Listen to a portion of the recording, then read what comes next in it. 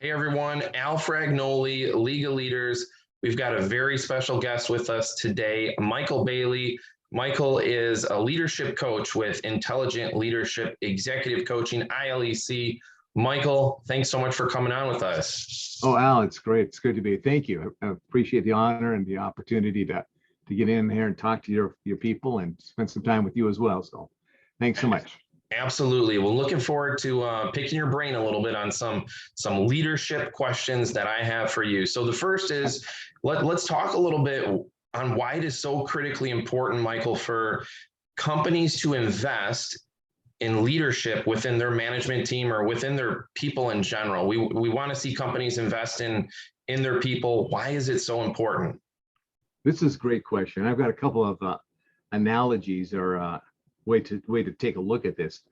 I know a guy who's a racer. He races cars. His family does these car racing stuff. If you know anything about the car racing business, it's a very interesting business because you'll get these parts and they actually build their cars.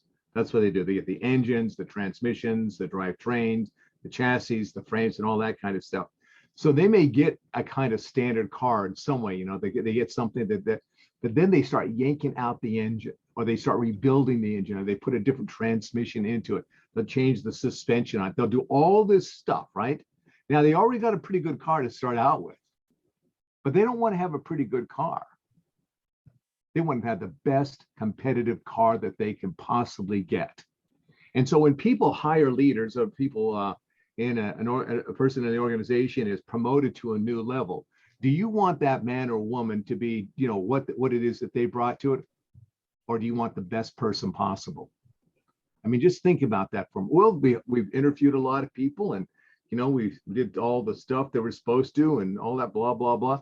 Okay, that's fine. That's what you expect. But we're not talking about getting a great leader there. We're talking about somebody who's really going to be competitive.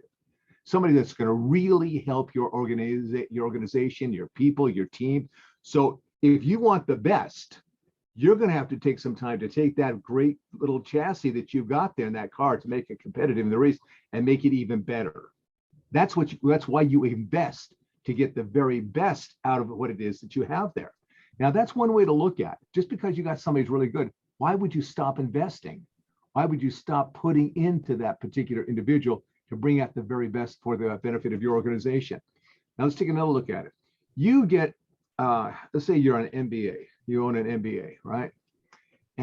Team. And just because you got an amazing player out of college or from another team or wherever they came from, are you going to stop training them? Are you going to stop working with them? I mean, this individual is absolutely amazing, just incredible stat. Are you going to stop putting into them to help keep bringing out of them their best performance? So let me ask you this, just simple stuff. If the best teams, the best, competitive kinds of teams are using this principle of get the very best that you can, and then invest heavily in getting them to be even better, if that's the way they win, if that's the principle of winning and sustaining why wouldn't you do the same? Maikel, I love what you shared there, and I love the analogy you used with the race car. I love the fact that you brought up an NBA team and sports. The person that comes to my mind the most, and he just retired, is Tom Brady. I mean, he's a gentleman who constantly focused on growth each and every day of his life. And to your point there, just because you're good or great at something, we don't stop investing in that person.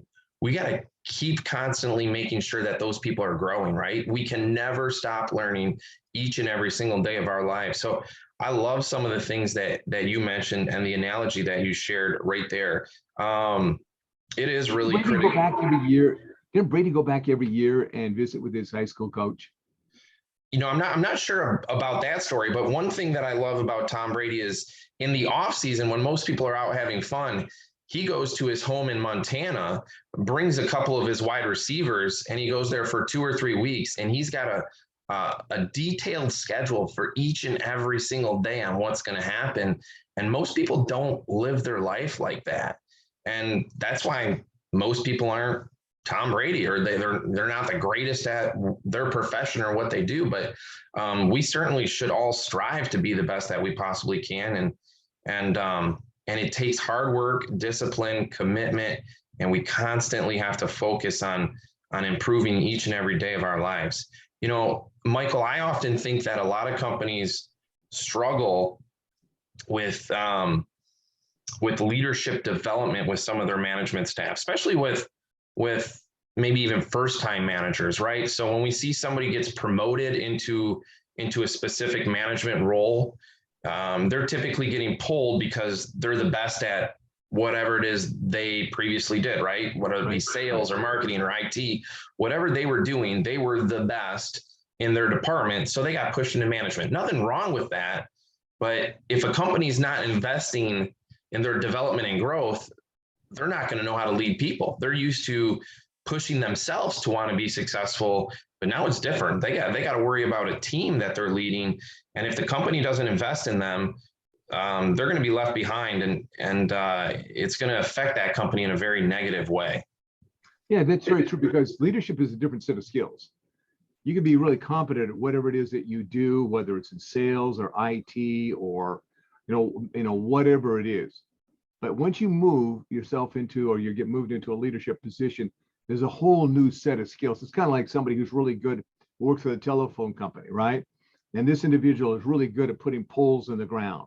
All right, let's go back to an all. They're really good at it. They get it done. They knock it out mile after mile after mile after mile. And now they're going to be elevated to a position of, okay, now you're going to be over the poles. You're also going to be over the linemen to string it. And you're going to be also doing the planning of where it is these poles are going to go. Whole new level of responsibility. This guy's going, wait a minute. I'm really good at poles. I get that.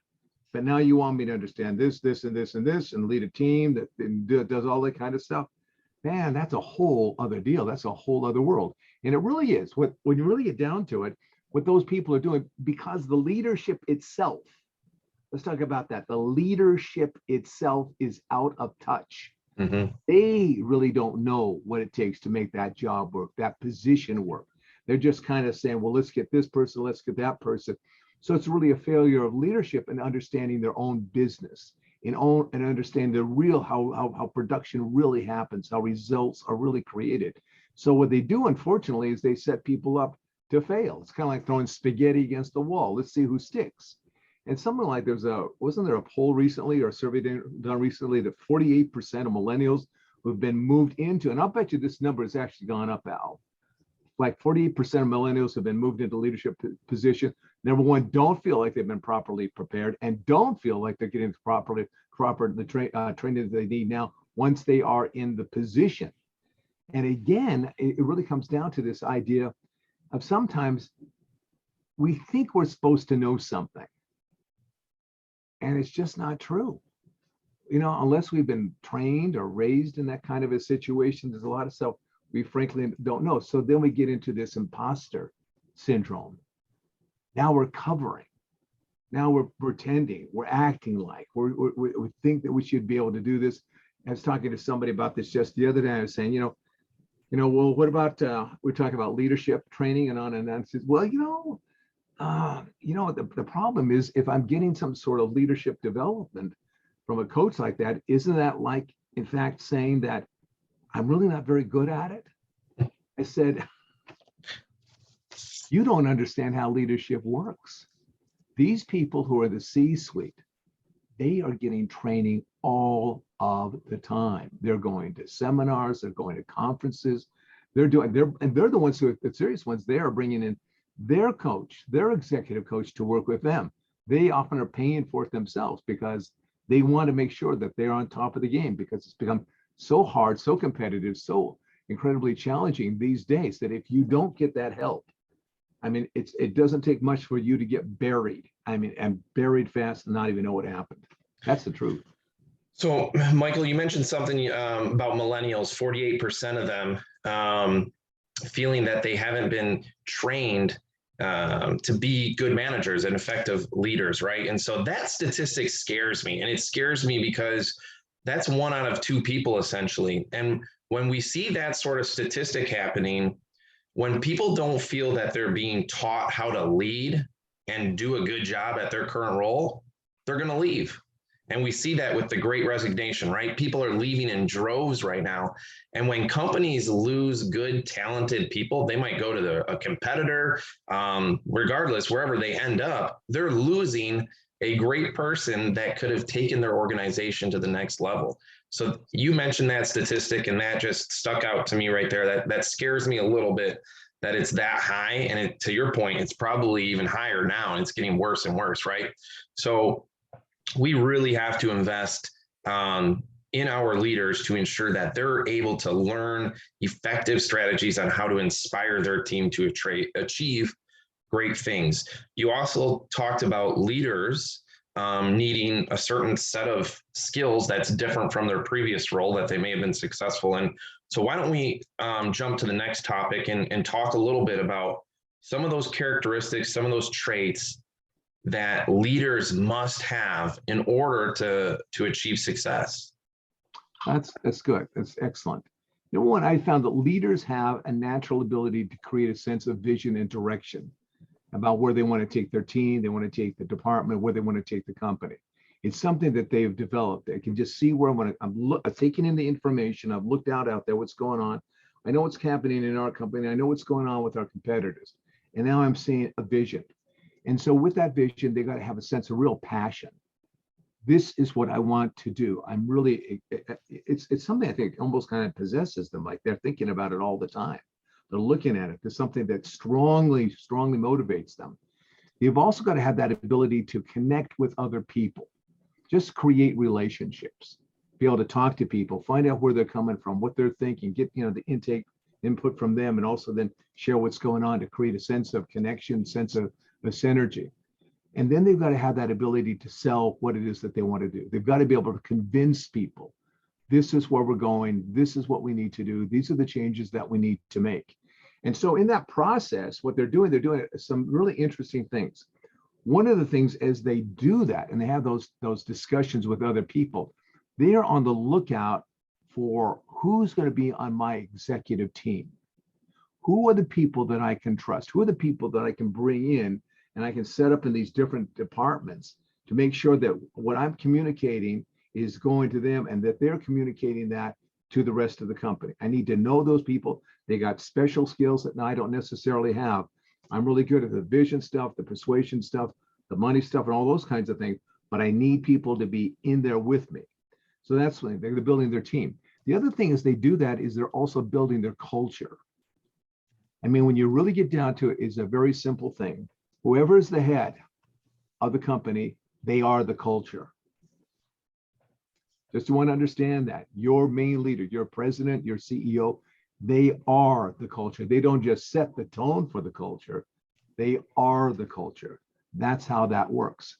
And as they bring in the people and as they talk to them, they're building the team, they're also that individual that is now looking to create the strategic plan.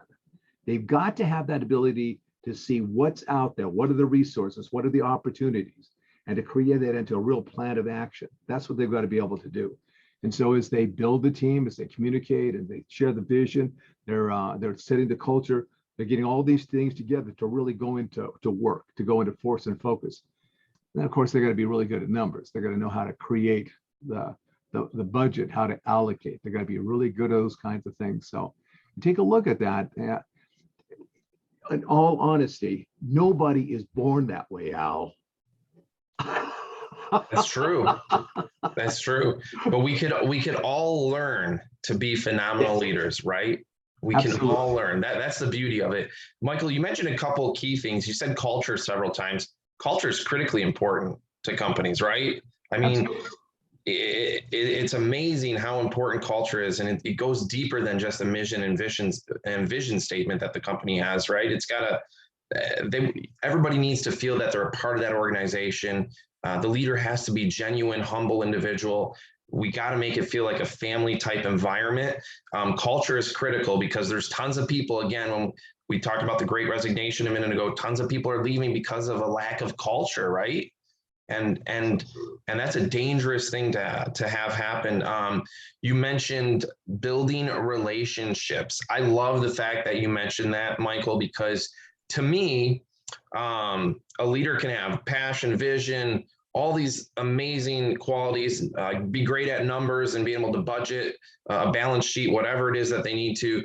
If they can't build relationships with their people at the organization, if they're not a genuine person, all the other stuff doesn't matter.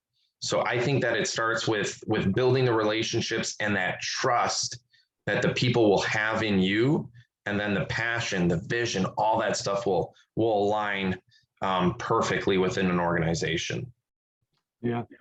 Leaders, what you got to do is this. Think of it a little bit differently. Think of it, your job every day is to give the people that you're leading, whether at that C-suite level, the directors, direct reports, on and on, every day give them a really good, persuasive, strong, even passionate reason to follow you, to trust you. If you're not delivering the message every single day, because we human beings, we can get distracted pretty easily. We can get lost. We can lose attention. We can get caught up in other things. Every day delivering on, this is why we're here. This is why we want you here. You belong to something special. You belong to this something that we have here that's something special, and it's really great. And we believe that you have the capacity to raise yourself up and belong and be part of what it is that we're doing here. We trust you, and we hope that you're going to trust us. And every day they deliver that message. You're worth it. We're worth it. We're going to do this. So give them the reasons to follow you. Stop giving them reasons to distrust you. Stop giving them reasons to suspect you. Stop giving them reasons to feel like they're not safe in what they're doing. Just working with one company, it's an amazing thing. It doesn't take much in this kind of economy to take an incredibly successful business and just destroy it in a matter of months. It's so sad. And as I looked at what was going on, I said, you know, the guy is out of touch with the most important people in his whole blasted organization. He really is. He doesn't talk to his salespeople, and he doesn't treat them well. And then he wonders why he's not getting the numbers that he has to have. So it's interesting you mentioned that, because I've worked and dealt with a company like that as well. That the same things happen is that the CEO and the highest level of management doesn't typically listen to what the sales force is saying, and you have to, because you know they're the ones who are your first interaction with the client and customer, right? So they know what's going on. You know, but it's you mentioned it right there. That is critically important, and it's a shame to see things like that happen. You know, a leader can, in my opinion, do 10 amazing things, but as soon as they do one really bad thing and they lose the trust of their team, they've got to work hard to build that trust back up. They do. They've got to work doubly hard. That's right.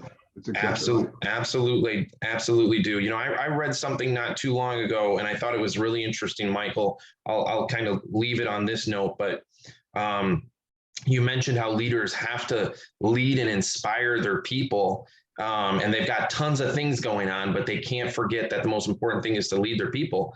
An interesting note that I read not too long ago: leaders cannot have a bad day. We got tons of things going on in our mind, but we cannot show our people that we're having a bad day because there's too many people that are relying on us. And the higher up you go in management, the more people you have that are dependent upon you. So are we going to have bad days? Absolutely. But we can't let our people see that we're having a horrible day. So yeah, I agree. It's interesting stuff, but Maikel, it's always a pleasure talking with you. I love catching up with you. You shared so many great things on characteristics and traits that leaders must possess in order to have success, whether it be building relationships, passion, vision, culture, and it starts on the top. We all know that that's critically important. You talked about why companies have to invest in their management staff on leadership. That is critically important, but you shared so many amazing things with us. Maikel, as we mentioned, you're a leadership coach at ILEC. You love helping out organizations and people reach their maximum potential. Why don't you share with us how somebody can contact you if they want to get in touch with you? Thank you. I appreciate it. The easiest way to do that, in all honesty, is right there's my name, Maikel Bailey, a little bit different spelling, MaikelBailey, just michaelbailey@gmail.com. That's the easiest way to get a hold of me. Let's start a conversation up. If you're in that position of, I'm not sure what I'm doing with my company, my position, I've just got some doubts, I've got some things I'm not quite sure about, give me a call, get a hold of me, send me an email, and let's set up an opportunity to start talking about where you want to go, what do you believe is holding you back, and how invested are you in becoming that leader that you really want to become and you believe is in there. You're just not sure how to get it out of you and actualize it. Perfect. Thank you, Maikel. We appreciate you coming on and joining us. We know you're a busy guy. Keep doing amazing things. Keep leading people and organizations to reach their maximum potential. Thank you, Maikel. Thank you, Al. It's been a real pleasure, real honor. All the best to you, my friend.